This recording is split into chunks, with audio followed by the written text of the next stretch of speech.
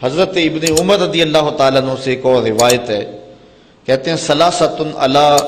کسبان المسک یوم القیامہ یغبطہم الاولون والآخرون، تین لوگ ایسے ہیں قیامت کے دن کستوری کے ٹبے پہ بیٹھے ہوں گے، کستوری کا ایک بہت بڑا ڈھیر ہوگا، اس کے اوپر بیٹھے ہوں گے، اور ان کو دیکھ کر جو گزرے ہوئے ہوں گے وہ بھی رشک کریں گے، جو بعد میں آنے والے ہوں گے وہ بھی رشک کریں گے کہ یہ کون خوش نصیب لوگ ہیں کہ یہاں بیٹھے ہوئے ہیں۔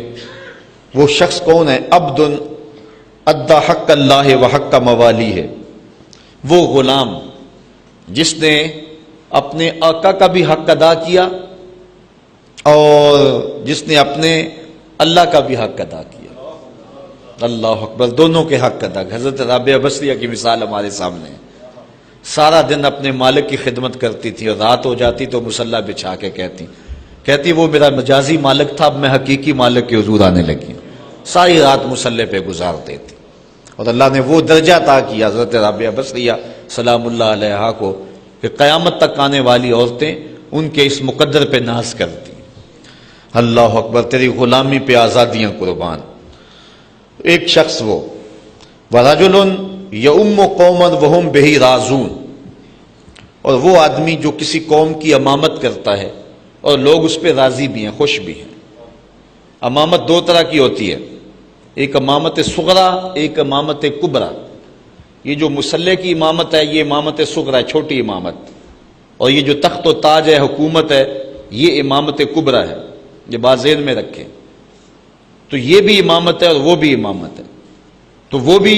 امام ہوگا جو ملک کا سربراہ ہوگا، اور جو مصلی کے اوپر بیٹھتا ہے وہ بھی امام ہوگا۔ ان سے دونوں مراد ہے۔ جو آدمی اس انداز سے قوم کی امامت کرتا ہے کہ قوم اس پہ خوش بھی ہے، قوم اس پہ راضی بھی ہے، قیامت کے دن کستوری کے ٹبے پہ بیٹھا ہوگا، اور جس کو اس کے مقتدی گالیاں دیتے ہیں، برا بلا کہتے ہیں، اور جس جو ہے وہ امام کو، امام وقت کو، جس حاکم کو اس کی رعایا ہے وہ برا کہتی ہیں، اور دعا مانگنی کہ یا اللہ اس کمینے سے جان ہی چھوٹ جائے، تو مجھے بتاؤ کہ اس شخص کا کیا حال ہوگا اور کتنا رسوا ہوگا قیامت کے دن۔ تو جو شخص امامت کے مصلی پہ بیٹھا یا امامت کے تخت پہ بیٹھا، اقتدار کی کرسی پہ بیٹھا، اور اس انداز سے اس نے اقتدار اور امامت کا حق نبھایا کہ اس کی قوم اس پہ راضی تھی، سارے اس کو دعائیں دیتے تھے۔ نوشیروان نے عدل کیا، حضور علیہ السلام اس زمانے میں پیدا ہوئے، اور حضور فرمایا کرتے تھے مجھے فخر ہے کہ میں عادل بادشاہ کے زمانے میں پیدا ہوا ہوں، عادل بادشاہ کے زمانے میں پیدا ہوا ہوں، اس بات پہ مجھے ناز ہے۔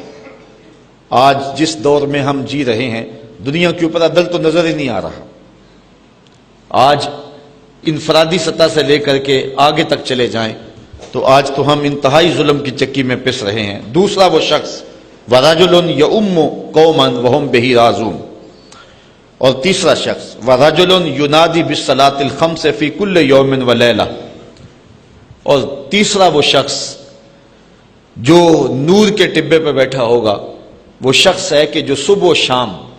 مسجد میں اللہ کی رضا کے لیے اذان دیتا ہے۔ اس مؤذن کو اللہ تعالیٰ قیامت کے دن جو ہے